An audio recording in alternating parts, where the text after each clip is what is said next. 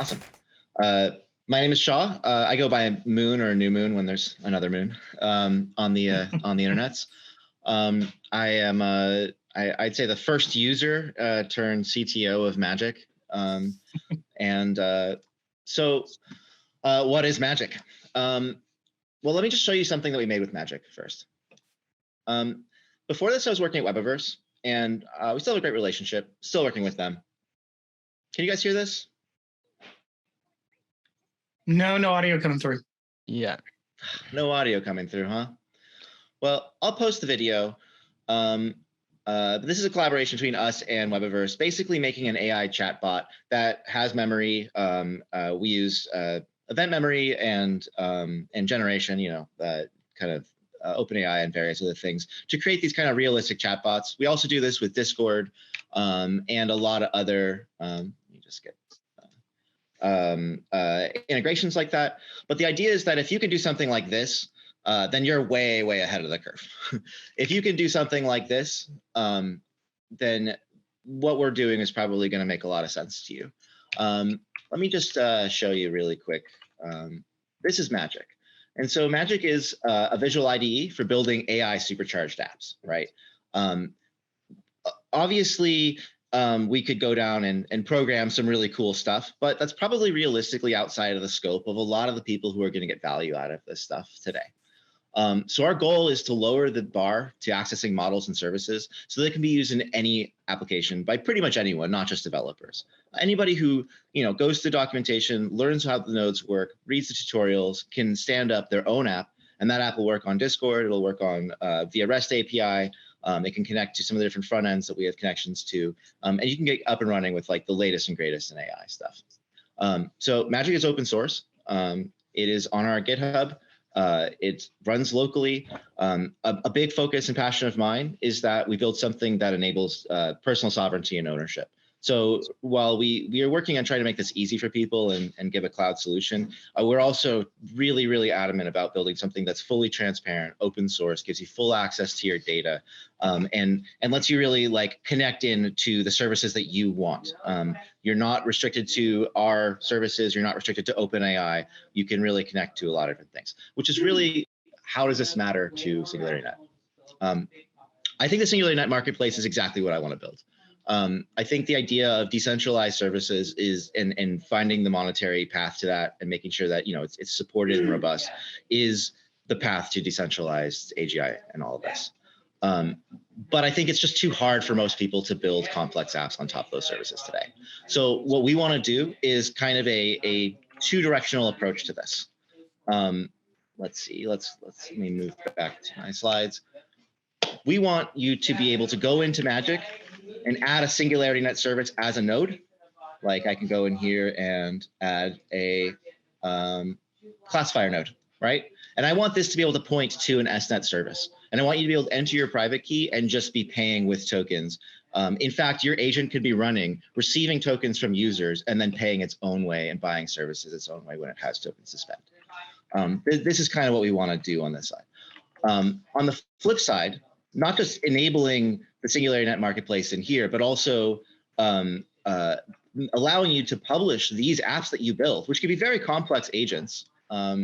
This one's not wired up, but these are all the nodes for a chat agent. We want you to be able to publish this into the SingularityNet marketplace as an app. I could, like, this is just a test app, but I could go and I could export this as JSON. And that JSON can be published to IPFS or any kind of decentralized hosting, and it can be run anywhere by anyone who has the runtime, which is just an open source Node.js runtime running. So they could be pulling requests off or hosting services and getting up and running onto the SingularityNet marketplace with their own hardware or their own services or whatever very quickly. So we see this as kind of our virtuous cycle. You go into the Magick UI, you publish a Magick spell, it goes onto the SingularityNet marketplace. It uses SingularityNet services wrapped under the hood like Lego blocks to then allow you to build these crazy apps, which you can then embed inside of other Magick UI apps until you have agents who have, layers and layers and layers of these graphs kind of embedded within each other up to what would hopefully be a very complex and intelligent AGI system. let's see, getting back to the script. What do we need the money for? Well, we're asking for 75K to build out both sides of this integration. It's a pretty ambitious integration. I feel very confident in the Web3 side. In fact, we already have full Web3, like not just Ethereum integration, but you can compile Solidity in a node and deploy a contract from an app. You could ask an agent to do this. Maybe I'll post a video of that later. I didn't put it in our slide deck. But beyond that, we also want you to be able to have the full deployment into the existing SingularityNet marketplace and be able to use AGIX token. And just, basically there's a lot of infrastructure we have to build to make that a seamless experience. So about 25,000 we want to set aside just for basically bringing the existing sort of flagship SingularityNet marketplace stuff in, basically all the existing services in as nodes. You can drop down and select from different kind of types. If you need transcription or voice generation, those are certainly nodes we want to support.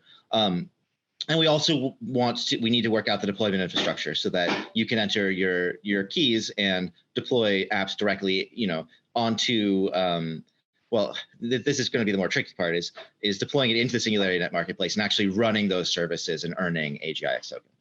So, we think it's probably about 25,000 for each of those.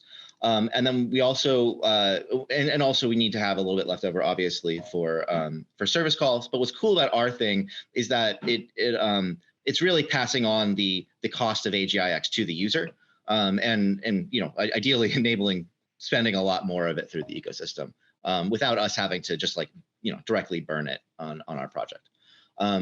We also want to spend 15,000 just to split off just for UI UX improvements, just to make it really, really user friendly. It's an open source project. We're just mainly 2 developers who've been working on this for a long time. And we're trying to get to that point of being really, really polished. And I think that that's really what's going to make it something that gets us to that next level, is just a little bit more work into that side. And then the rest of the money we want to put into tutorial videos, documentation, onboarding, and basically if there was anything left over from that ask, we would be putting it right back in a transparent way into the project to make sure that any other fixes or bugs are getting the attention they need.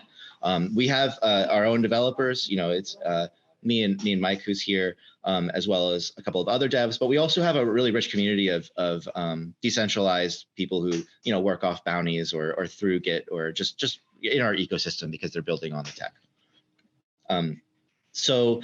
Lastly, just addressing the R&D risks. I think that we can very confidently deploy all of this. The only question is going to be about getting the node runner integrated with the SingularityNet marketplace to integrate and earn AGIX token. I think if we can solve that, and we might have to work directly with the team. We'd certainly love to do that. I think we could really basically crack this open to having just exponentially more services available to people.